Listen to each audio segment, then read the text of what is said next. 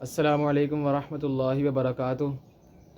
آج ہم پڑھیں گے اسم کا آخری سبق، جملہ اسمیہ کو سوالیہ بنانا۔ یہ اسم کا آخری سبق ہے، اس کے بعد سے ہمارا اسم مکمل ہوتا ہے اور اس کے بعد فعل شروع ہو جائے گا ہمارا۔ تو یہ اسم کا آخری سبق ہے، جملہ اسمیہ کو سوالیہ بنانا۔ سوالیہ یعنی انٹیروگیٹو سینٹینس، انٹیروگیٹو بنانا، سوالیہ۔ تو جملہ اسمیہ کو سوالیہ بنانے کے لیے کچھ حروف ہیں جن کا استعمال کیا جاتا ہے، حروف استفہام۔ حروف استفہام، حروف استفہام ایسے حروف کے جن کی مدد سے سوال کیا جائے، جیسے ہم اردو میں بولتے ہیں کیا، کون، کسے یا کیسے، اس طرح انہیں حروف استفہام کہتے ہیں، جو استفہامیہ یعنی استفہامیہ کے طور پہ آتے ہیں، سوال بنانے کے لیے آتے ہیں۔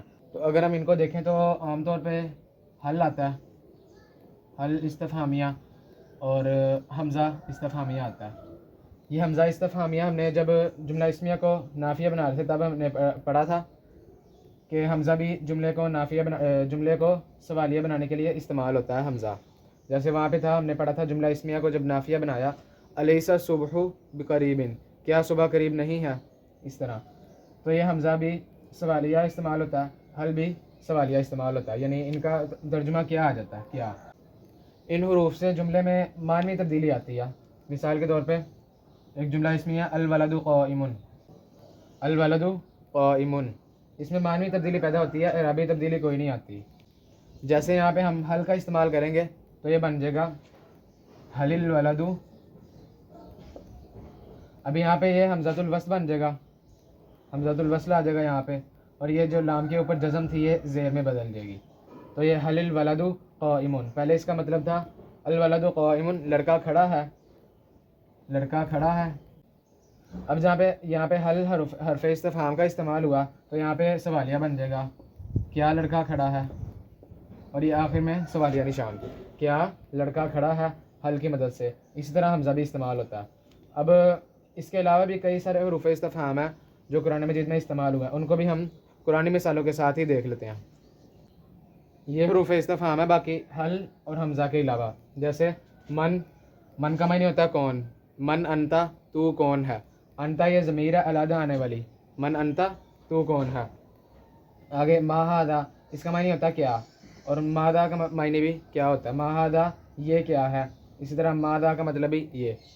اور اس کے علاوہ ما جو ہوتا ہے وہ 4 طرح کا آتا ہے، ما شرطیہ، ما موصولہ، ما نافیہ اور ما سوالیہ۔ ما نافیہ ہم پہلے پڑھ چکے ہیں۔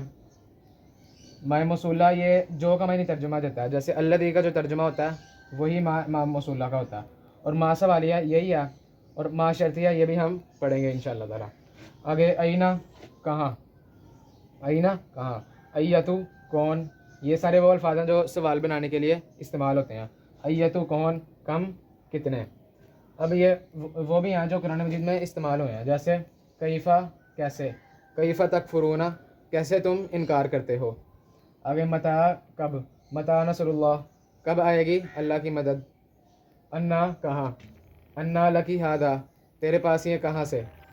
آگے ایانا کب، ایانا یبعثون وہ کب اٹھائے جائیں گے۔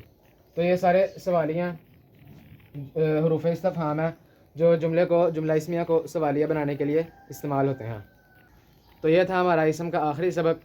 اب انشاءاللہ تعالیٰ ہم اپنا فعل شروع کریں گے اور فعل کی بحث تفصیل سے پڑھیں گے۔